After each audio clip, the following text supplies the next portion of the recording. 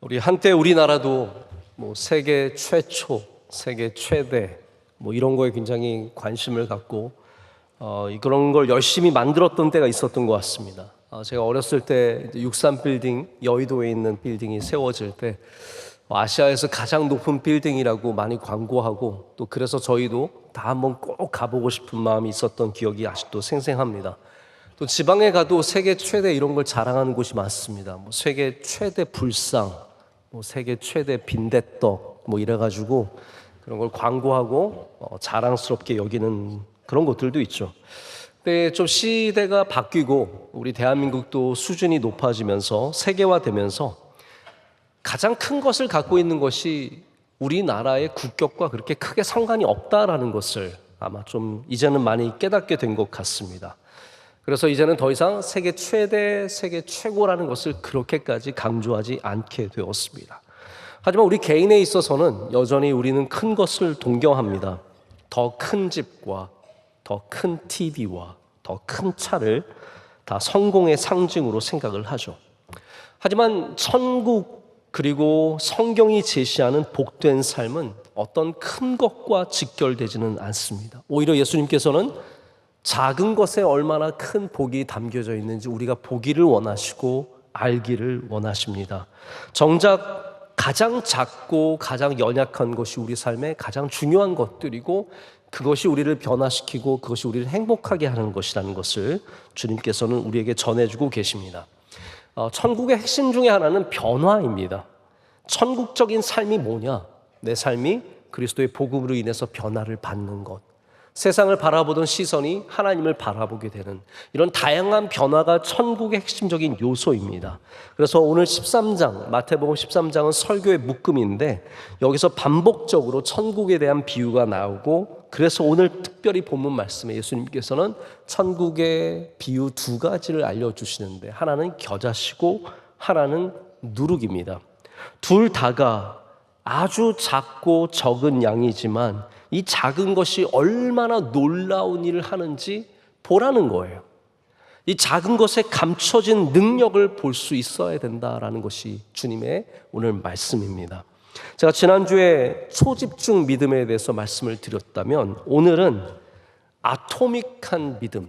이게 무슨 말이냐 하면, 원자는 보이지 않지 않습니까? 하지만 그 보이지 않는 원자가 원자력과 원자 폭탄 같은 어마어마한 힘을 내는 것처럼 우리 삶에 보이지 않는 조그만 것이 얼마나 큰 영향력을 갖는지 보는 믿음이 바로 아토믹 믿음입니다. 전 세계적으로 베스트셀러가 되었던 아토믹 헤빗이라고 하는 책이 있었습니다. 이 책의 주장은 뭐냐 하면, 우리 삶에 있는 작은 습관들을 바꾸는 것에 어마어마한 능력, 바로 이 원자 폭탄과 같은 능력이 있다라는 그런 내용이죠. 그렇기 때문에 오늘도 우리는 이 말씀을 통해서 이 작은 복음이 작은 것을 통해서 우리 안에 들어올 때 얼마나 큰 놀라운 큰 나무가 되고 모든 것이 바뀌게 되는 그런 변화를 겪게 되는지를 여러분께서 이 말씀 통해서 꼭 깨달으시기를 바라고, 그 말씀을 붙잡고 작은 것의 능력을 볼 수 있는 믿음 가지시길 축복합니다. 감추인 것을 보는 믿음은 우리가 작은 것의 가치를 볼 수 있는 시선을 통해서 갖게 됩니다. 예수님께서 얼마나 자주 작은 것의 소중함에 대해서 말씀하셨습니까? 심지어는 예수님께서 뭐라고 말씀하셨냐면, 작은 자 한 명에게 한 것이 나에게 한 것과 똑같다라고 말씀하셨습니다. 그러니까 예수님은 작은 자를 예수님과 동일화시키셨습니다. 그만큼 작은 것이 귀하다는 것을 보여주시는 거죠. 사역하시면서도 작은 자들에게 관심을 가지셨습니다. 죄인들, 사람들이 하찮게 여기는 아주 낮은 계층의 사람들, 연약한 사람들, 병자들, 멀리하는 사람들과 가까이 하셨고, 그리고 이제 마침내 오늘 말씀에는 하나님의 나라가 이와 같다라고 말씀해 주십니다. 작지만 아름다운 것이고, 작지만 능력이 있고, 작지만 성장하고 변화한다는 말입니다. 오늘 비유에서 우리는 작은 것에 감추어진 것이 무엇인지 볼 수 있도록 주님은 우리를 초청해 주십니다. 자, 그런데 제가 한 가지 먼저 좀 변론 아닌 변론을 하고 말씀을 시작해야 될 것 같습니다. 오늘 말씀은 큰 것보다 작은 게 좋다, 혹은 작은 것보다 큰 게 좋다의 말씀이 전혀 아닙니다. 자, 여러분께 한번 질문 한번 드려볼까요? 여러분, 큰 교회가 좋은 교회일까요? 작은 교회가 좋은 교회일까요? 이거는 멍청한 질문입니다. 왜냐하면 교회의 가치는 크고 작음에 있지 않고 복음에 있기 때문입니다. 근데 많은 사람들이 어쩌면 우리가 너무 큰 교회에 목을 맸기 때문에 예전에 80년대, 70년대에 최대의 목을 매다가 이제는 교회 성장을 통해서 큰 교회가 마치 선한 교회처럼 여겨지는 그런 시대가 있었기 때문에 반대쪽으로 가는 사람들이 좀 많았던 것 같습니다. 그래서 제가 종종 미디어를 통해서 혹은 개인적으로 만나는 분들 가운데도 큰 교회를 아주 적대적으로 여기고 굉장히 폭력적이고 혐오적인 발언을 하시는 분들이 꽤 많이 있습니다. 저는 그런 글을 읽으면서 굉장히 가슴이 아픕니다. 큰 교회를 무조건 나쁜 교회로 만드는 것은 그건 하나님의 뜻이 아니라고 생각하고, 그렇게 험악한 언어로, 나쁜 언어로 교회를 정죄하는 것조차도 굉장히 모순된 교회 개혁의 모습이라고 생각을 합니다. 여러분, 교회를 사이즈로 인해서 선악을 규정한다? 이것은 굉장히 어리석은 시도입니다. 매스나 볼륨은 절대적인 기준과 가치가 아닙니다. 우리가 얼마나 큰가가 중요한 것이 아니라 우리가 얼마나 복음 위에 서 있는가가 중요한 것이고, 우리가 얼마나 작으냐가 중요한 것이 아니라 우리가 얼마나 하나님 주신 사명을 귀하게 여기고 예배자로서 또한 그리스도인으로서 살아가는지가 훨씬 더 중요한 얘기입니다. 여러분, 숲을 보십시오. 숲에는 모든 나무가 아름다운 겁니다.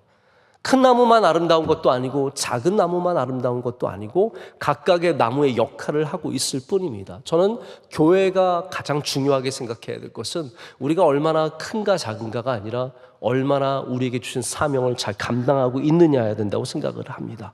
그래서 교회는 오직 복음과 그 사명과 역할 위에서 평가되어야 합니다. 경제학자인 에른스트 슈마커가 작은 것이 아름답다라고 말했죠. 그러나 그것이 큰 것은 아름답지 않다로 귀결되어서는 안 됩니다. 오늘 예수님께서 보여주시는 비유 역시 마찬가지입니다. 이 작은 것에 감추어진 하나님의 놀라운 능력을 보여주는 것이 큰 것은 하나님의 나라가 없다라는 표현이 아닙니다. 저는 여러분께서 큰 것이나 작은 것이나 하나님의 나라를 발견하시기를 축복합니다.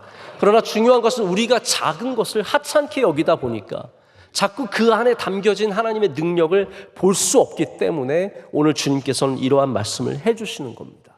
이 두 비유는 근본적으로 같지만 다른 비유이고 다르지만 같은 비유입니다.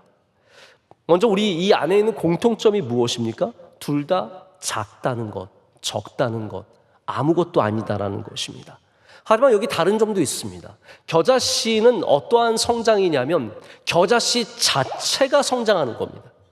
겨자씨가 들어가서 뿌리를 내리고 그 작은 씨앗, 겨자씨는 가장 작은 씨앗은 아닙니다.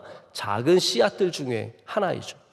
이 작은 것이 성장했을 때 나중에는 새들이 깃들 정도로 어마어마하게 큰 나무로 자란다는 거죠. 이게 바로 하나님의 나라라는 겁니다. 내가 성장하는 것, 할렐루야. 내가 복음으로 인해서 작았던 내가 하나님의 말씀으로 풍성해져서 다른 모든 것들을 품을 수 있을 정도의 귀한 나무로 자라는 것, 이것이 하나님의 나라의 비밀이며 감추어진 것이 드러나는 일입니다. 여러분, 우리 자녀들 작지 않습니까? 하지만 그 자녀들에게서 하나님의 나라를 볼 수 있어야 합니다. 우리 기업이 작고 연약할지라도 그곳 안에 들어있는 하나님이 주신 놀라운 생명력의 능력을 볼 수 있어야 우리가 감추어진 것을 볼 수 있는 믿음을 갖게 되는 거죠. 이것이 바로 나에게 주시는 은혜라면 누룩은 조금 다릅니다. 누룩은 어떤 역할을 하냐면 누룩이 들어가서 그 반죽을 다 바꾸는 역할을 합니다. 이것은 누룩의 복이 아니라 누룩이 들어간 곳의 복을 말합니다. 겨자씨는 내가 성장하는 거죠. 누룩은 내가 들어간 곳을 변화시키는 능력입니다. 가루 서말, 저는 이 서말이 어느 정도 되는지 모르겠는데 꽤 많아 보입니다. 이 많은 가루에 누룩이 조금 들어가지만 그 전체를 완전히 바꾸는 겁니다. 이것이 하나님의 나라라는 거죠. 그렇기 때문에 여러분, 하나님의 나라라는 것은 거대한 건축물처럼 스타필드가 몇 개가 들어오고 롯데타워가 몇 개가 세워지는 그런 것이 아닙니다. 이 땅에 그러한 교회가 세워져서 하나님의 나라가 세워지는 것이 아니라 여러분같이 한 명 한 명 작은 사람들이 세상에 들어가서 그 믿음의 역할을 감당할 때 세상이 변화되고 세상이 하나님의 나라로 질적으로 바뀐다는 말씀이죠. 자, 오늘 우리가 예수님이 그려주시는 이 그림을 조금 이해할 필요가 있습니다. 여러분, 보통 우리 아이들에게 집을 한번 그려봐. 자, 여러분도 한번 머릿속으로 그려보세요. 집을 그려보세요. 그럼 대부분 어떻게 그리냐면요, 세모난 지붕을 그리고 밑에는 네모난 구조를 세우고 네모난 창문, 조금 더 창의성 있는 애들은 아치형 창문을 그리고 이제 대문 그리고 그 다음에 나무도 심고 이렇게 되죠. 근데 그 그림 그리는 아이들이 다 어디 사냐면 아파트 살아요. 여러분, 이상하지 않습니까? 왜 아파트 사는데 집 그리라 그러면 왜 세모난 지붕을 꼭 그리죠? 자기 집엔 지붕도 없으면서, 자기 집에 나무도 없으면서 왜 나무를 그리죠? 꽃을 그리죠? 왜냐하면 우리 안에 들어있는 집이라고 하는 이 명사가 주는 이미지가 바로 그러한 모습이기 때문입니다. 자, 천국도 마찬가지입니다. 여러분, 천국을 한번 그려보세요. 뭐라고 생각하십니까? 천국, 하나님의 나라 천국. 그리고 우리는 보통은 이제 요한계시록에 있는 어떤 화려한 천국에 대한 표현들, 그리고 어떤 목사님들이 말한 제가 천국을 봤습니다. 어젯밤에 하나님께서 천국에 저를 보내주셔가지고 제가 천국을 봤는데 천국엔 다이아몬드가 쫙 깔려있고 내 집을 딱 보여줄 때 그부러워요. 이제 이런 거 생각하시면서 천국의 이미지가 있죠. 다 각각 그리는 그림이 있을 겁니다. 근데 예수님께서는 오늘 우리의 그림이 아니라 예수님께서 전혀 다른 차원에서 그림을 보여주시는 겁니다. 세모난 지붕, 진주문 이런 게 아니라는 거죠. 우리는 천국을 다른 시선으로 오늘 처음 쳐다보게 됩니다. 제가 한 10여 년 전에 워싱턴 DC에 회의차 갔다가 잠깐 틈이 있어서 거기 있는 내셔널 갤러리를, 이 큰 박물관을 가보게 되었습니다. 미술 전시를 하고 있었는데 그때 우리나라 작가 중에 제가 지금 이름이 정확한지 모르겠는데 서도현 씨인가 그런 분의 작품을 전시하고 있었어요. 이분은 세계적인 작가입니다. 아마 기억에는 예일대에서 공부하시고 교수로도 계신 분이셨는데 이분의 작품이 아직도 제 인상에 깊이 남아있어요. 왜냐하면 이분이 집을 만드셨어요. 집을 만들었는데 어떻게 만들었냐 하면 이분이 어렸을 때 살았던 집을 다시 재현을 했는데 아주 정확하게 그 그림과 그 설계도를 갖고 똑같이 집을 만들었는데 천으로 만들었어요. 우리 모시천 같은 색깔을 입힌 아름다운 천으로 모든 지붕과 벽과 마루와 이 모든 것을 만들었어요. 근데 흥미로운 건 뭐냐면 이거를 공중에 띄워놨어요. 그래서 우리가 평소에 집을 볼 때는 늘 위에서 보는 그림이든지 아니면 안에서 보는 그림이었는데 그 집에 들어가는 사람은 밑에서 위를 쳐다보며 집을 경험하게 됩니다. 저는 아티스트들이 하는 일들이 바로 이런 일들이라고 생각해요. 아티스트들은 우리가 갖고 있는 시선을 좀 바꿔주는 겁니다. 평소에 늘 봤던 그것이 아니라 전혀 다른 곳에서 보게 해서 다른 것을 느끼게 하는 거죠. 예수님도 아티스트십니다. 예수님의 비유는 정말로 예술적이고 아름다운 작품들입니다. 그래서 천국을 보여주시면서 문은 진주문이고 이게 아니라는 거예요. 우리를 전혀 다른 곳으로 데려가셔서 아니야, 천국은 겨자씨야. 천국은 누룩이야. 작았던 네가 하나님의 말씀으로 성장하는 것이 천국이고 아무것도 아닌 네가 세상에 들어가서 그 가정을 변화시키고 그 기업을 변화시키고 그 사회를 변화시키는 그것이 천국이라고 오늘 우리에게 말씀해 주시는 겁니다. 여러분, 세상은 원래 작은 것을 하찮게 여깁니다. 늘 지나다니는 길에 있는 것들은 잘 보이지 않습니다. 왜냐하면 하찮은 것이기 때문이죠. 많아서 보이지 않고 보이지 않는 것들이 또한 얼마나 많은지 모릅니다. 하지만 바로 그 우리의 삶에 보이지 않는 곳에 온갖 축복이 다 들어가 있다는 사실을 우리는 기억해야 합니다. 제가 화려한 파티를 한번 가본 적이 있습니다. 우리 회의가 끝나고 무슨 행사가 있어서 파티를 한대요. 근데 여러분, 보통 우리나라 사람들은 파티복이 없습니다. 우리 여자 집사님들 혹시 집에 파티복 있으세요? 드레스, 예쁜 드레스, 빨간 반짝반짝, 그래서 혼자서 집에서 그거 입고 막 이러고 춤추고 계십니까? 미국 사람들은 대부분 웬만하면 자기 다 집에 파티복이 있습니다. 그래서 회의를 마치고 저녁에 파티를 하는데 정말 낮에 만났던 그분들이 아니라 전혀 다른 분들이 파티를 위해서 아름다운 옷을 입고 반짝거리는 구두 신고 와서 하나 그러면서 인사하는데 저는 좀 민망하기가 그지없었습니다. 여러분, 때로는 우리가 멋진 옷을 입을 수 있고 멋진 곳에 갈 수 있습니다. 하지만 우리의 일상이 복되지 않으면 그게 무슨 의미가 있을까요? 우리의 평소의 삶이 기쁘지 않고 감사가 없다면 그 화려한 그 순간이 얼마만큼의 능력이 있는 것입니까? 모든 화려함은 허상에 지나지 않습니다. 진상은 우리의 평소의 삶입니다. 한때 유명했던 남자 아이돌이 무대 뒤에서 아주 타락하고 난잡한 모습을 갖고 있어서 얼마나 많은 실망감을 우리들에게 주었는지 모릅니다. 감춰진 삶이 아름다워야 그게 진짜 아름다운 삶이라는 거죠. 2018년도에 미국의 복음주의 매거진인 크리스천니티 투데이에서 올해의 책으로 뽑힌 책이 있습니다. 올해의 책. 제목이 오늘이라는 예배의 짧은 제목의 책입니다. 오늘이라는 예배. 이 저자인 티시 해리슨 워렌은 매일의 삶 속에 있는 사소한 것들, 작은 것들에 하나님께서 얼마나 많은 의미를 담아주시는지를 발견하고 담담하게 전합니다. 잠에서 깨는 것이 예배라는 거죠. 이불을 개는 것이 예배라고 말합니다. 이를 닦고 나의 모습을 정돈하는 것이 예배이며, 열쇠를 잃어버렸을 때 그 열쇠를 분주하게 찾는 모습에서 하나님과의 관계를 생각해 보게 됩니다. 우리 일상의 모든 순간순간을 하나씩 더듬어가면서 그 안에 하나님과의 어떤 만남이 있는지, 이 누룩과 같은 적은 곳에, 겨자씨와 같은 작은 곳에 하나님께서 무엇을 심겨두셨는지를 찾아봅니다. 제가 한 문장을 소개하겠습니다. 그리스도인의 삶을 유지하기 위해 필요한 영적인 삶과 훈련은 조용하고 반복적이며 평범하다. 저는 이 평범하다의 의미를 많이 두고 싶습니다.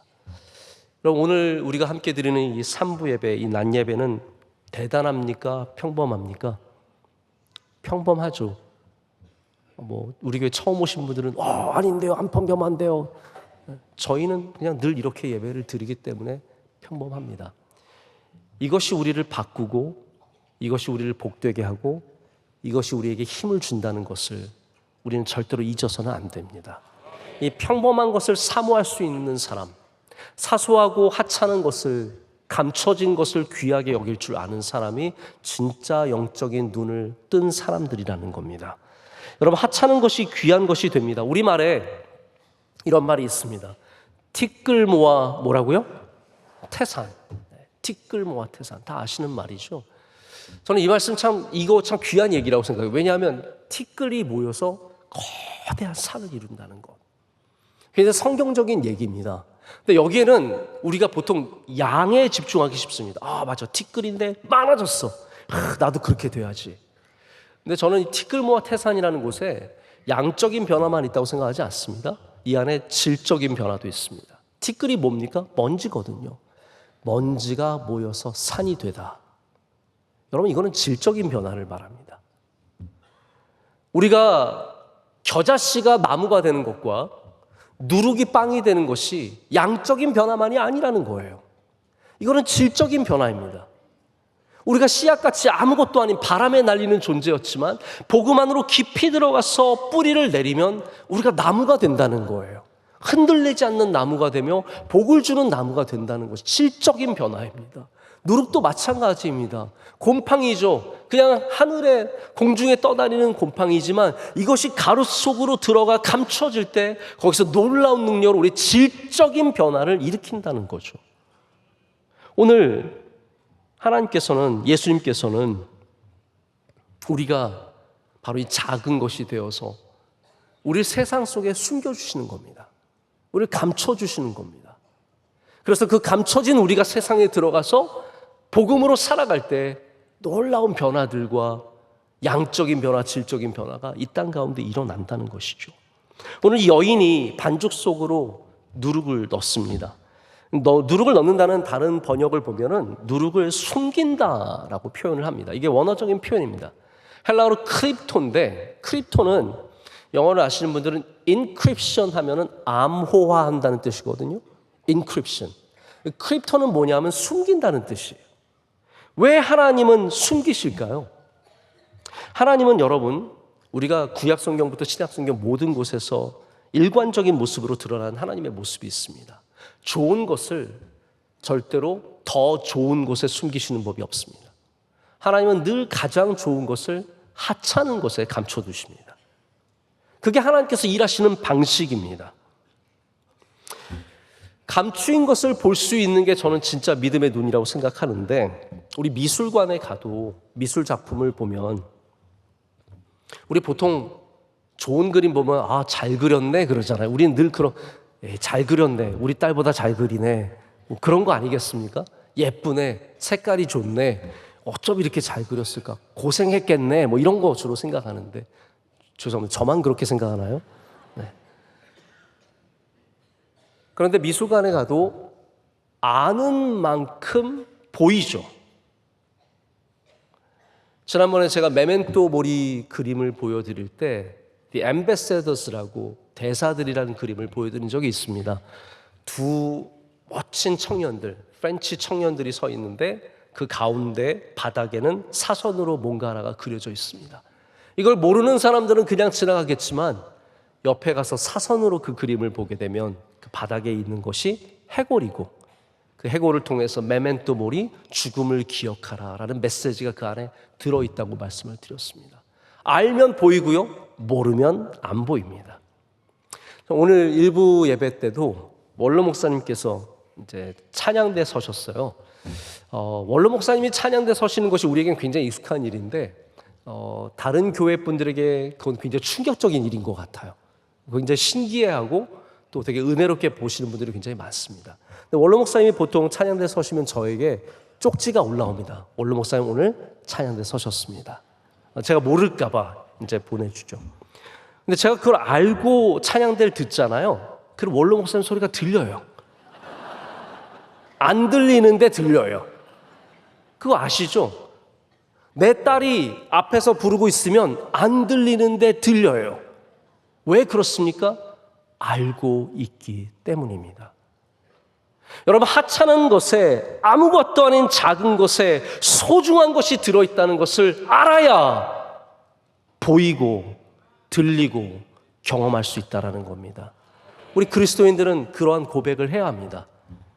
아무것도 아닌 저곳에 하나님의 복음이, 능력이 들어있다는 것이죠. 그래서 하나님께서는 이런 것들을 늘 하찮은 곳에 숨겨두십니다. 얼마나 하찮으면 사람들이 복음을 받아들이기조차 힘들었겠습니까? 하나님께서 이 복음을 멋진 그릇에, 최고의 그릇에, 금그릇에 우리에게 보여주셨다면 다들 그것을 달려들고 가시려고 했을 것입니다. 근데 하나님께서는 복음을 십자가에 감추셨습니다. 그래서 고린도전서 1장 23절과 24절을 보면 이렇게 말합니다. 우리는 십자가에 못 박힌 그리스도를 전하니, 이 누룩을 전하니, 이 겨자씨를 전하니, 유대인에게는 거리끼는 것이요 이방인에게는 미련한 것이로되 오직 부르심을 받은 자들에게는 유대인이나 헬라인이나 그리스도는 하나님의 능력이요 하나님의 지혜니라. 믿는 사람들에게는 십자가 뒤에, 그 하찮은 나무 덩어리 뒤에 놀라운 생명의 능력이 있는 것을 보게 되는데, 그것을 알지 못하면 미련한 것이고 거리끼는 것이고 더러운 것이고 하찮은 것이라는 말입니다. 누룩은 효모죠. 효모인데 곰팡이균보다 더 수준이 낮은 단세포종이라고 합니다. 제가 말은 했지만 저는 무슨 말인지 이게 모릅니다. 아무튼 굉장히 수준이 낮은 생명체라는 거예요. 단세포종입니다. 그래서 이거는 보이지만 사실 보이지 않는 거라고 합니다. 누룩이 있는 덩어리들은 실제로 전혀 우리가 볼 수 없는 덩어리입니다. 오늘 예수님께서 보여주신 작은 것의 놀라움은 여기에 있습니다. 작은 것들 중에서도 아예 눈에 보일 수 없는 이 효모가, 이 누룩이, 세포 수준의 효모가 모든 것에 질적인 변화를 일으킨다는 것이죠. 큰 것이 우리를 변화시키는 것이 아니라 작은 게 우리를 변화시킨다는 말입니다.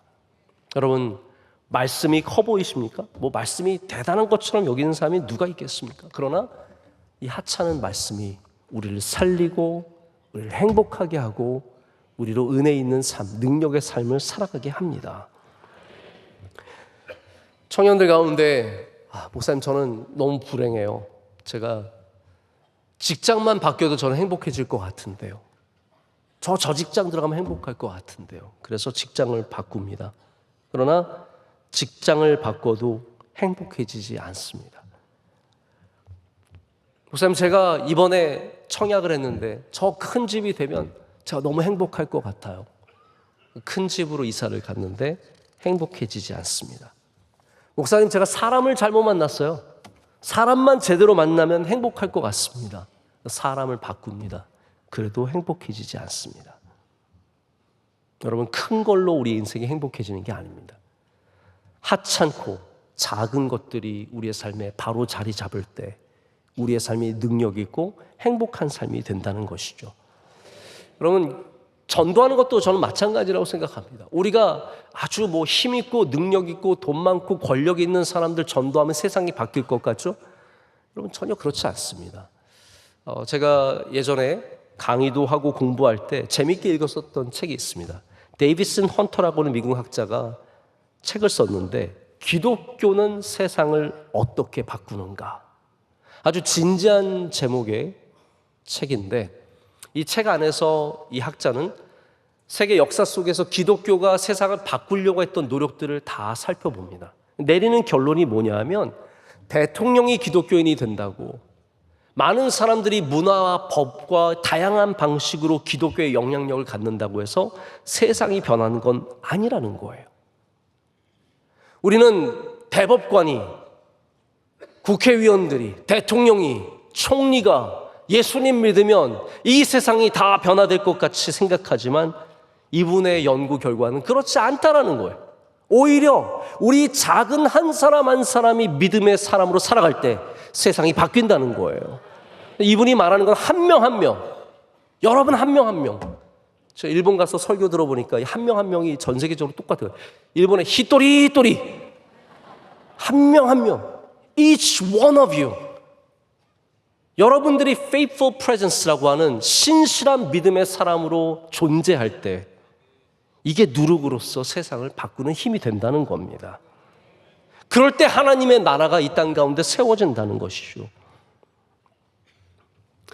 1925년에 미국의 테네시주에서 아주 유명한 재판이 있었습니다. 스콥스 트라이얼이라고 하는 스콥스 재판이었습니다. 스콥스는 생물 선생님 이름을 딴 것입니다. 존 스콥스라고 하는 분이 테네시주의 법, 창조론 외에는 가르칠 수 없다는 법을 어기고 진화론을 가르쳤습니다. 그래서 난리가 났습니다. 어떻게 학교에서 진화론을, 지금 생각해보면 게 좀 웃긴 거죠. 지금은 진화론만 가르치잖아요. 그래서 테네시주가 그를 고발하고 그를 해고했습니다. 그래서 이제 법정에 올라가게 되어서 테네시주를 대신해서 윌리엄 제닝스라고 하는 그 당시에 미국의 대통령 후보가 변호사가 되고 존 스콥스와 그 변호인단이 함께 재판을 하게 됐는데 온 미국이 다 여기에 어마어마한 관심을 가졌습니다. 결과적으로는 테네시주가 승리했습니다. 그래서 존 스콥스는 결국은 해직되었고 그리고 계속해서 창조론 외의 진화론을 가르칠 수 없게 되었습니다. 여러분, 이거 우리에게 승리 아닙니까? 근데 여기에 굉장히 아이러니한 일이 생깁니다. 이 승리 이후에 1925년의 승리 이후에 미국 교회는 침몰합니다. 미국 교회 전체가 암흑기를 맞게 됩니다. 그래서 그 후로 거의 30년 동안에 미국 교회는 숨어서 지내다시피 아무런 영향력을 갖지 못하고 사회에서 오히려 소외됩니다. 그러다가 1950년대 중반에 서부의 플러신학교, 동부의 고든 칼리지 이런 학교들이 세워지면서 다시 복음주의자들이 앞으로 나서게 되고 교회가 일어서게 됐는데, 이 30년의 시간을 거의 침묵하며 지낸 이유가 뭐냐면 바로 세상에서 기독교 법이 오히려 승리했기 때문입니다. 여러분, 이 모순된 사실을 우리는 어떻게 받아들여야 할까요?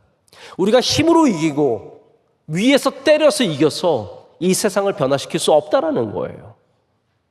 우리는 법적으로 우리가 승리하면 다 이긴 것 같지만 그렇지 않다라는 겁니다. 오직 누룩이 되어야, 오직 겨자씨가 되어야 이 세상을 변화시킬 수 있다라는 겁니다. 우리가 크고 아름답고 화려한 교회당을 짓는 것만으로 이 세상을 변화시킬 수 없다는 거죠. 대통령과 대법관과 국회의원들과 강요들이 독실한 기독교인이 되어도 우리 한 명이 예수님 믿는 것보다 못하다는 거예요. 힛도리.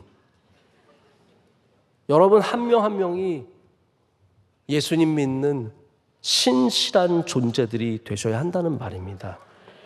말씀을 맺습니다.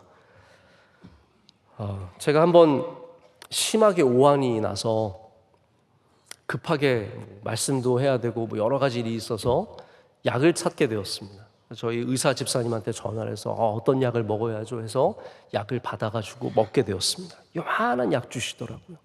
근데 그 약을 먹으니까 온도가 뚝 떨어지더니 땀이 한번 쭉 빠지고 다시 일어서서 힘을 내서 사역을 할 수 있을 정도로 회복이 되었습니다. 작은 약이 아무것도 아닌 것 같지만 우리의 몸을 낫게 합니다. 그런 힘이 있지 않습니까? 저희 어렸을 때 물약을 줄 때 늘 티스푼 한 숟가락 먹으라고 용량이 정해져 있더라고요. 거기 밤에 자기 전에 한 바가지 드시고 주무세요라는 것은 한 번도 없었습니다. 여러분 생각해 보세요. 감기약 한 바가지를 먹고 자려면 항상 티스푼 양만큼 조금만 먹으라고. 우리는 그게 아까워서 이제 끝까지 쪽쪽 빨아먹고 그랬던 기억이 너무 생생한데, 여러분 티스푼입니다.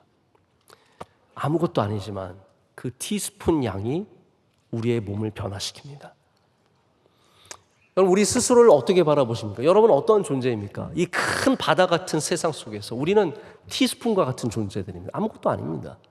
티스푼 하나로 뭐 퍼다 나른다고 해서 뭐가 되겠습니까? 근데 하나님께서는, 오늘 예수님께서는 이 말씀을 통해서 우리가 삽으로만 일하는 게 아니라는 거예요. 포크레인을 가져와서만 이 하나님의 나라를 짓는 게 아니라는 거예요. 우린 티스푼밖에 안 되는 존재지만 바닷물에 내가 하나 넣는다고 뭐가 세상이 바뀔 것 같지만 그게 하나님의 나라라는 거예요. 그게 세상을 변화시키고 여러분의 가정을 변화시키고 그 짧은 기도가 여러분으로 살아나게 하고 이 일주일에 1시간 드리는 예배가 여러분의 영혼이 죽지 않도록 지켜준다는 겁니다. 여러분 작은 곳에 숨겨진 놀라운 하나님의 나라를 꼭 볼 수 있어야 합니다. 하찮은 곳에 숨겨진 하나님의 능력을 발견할 수 있어야 합니다.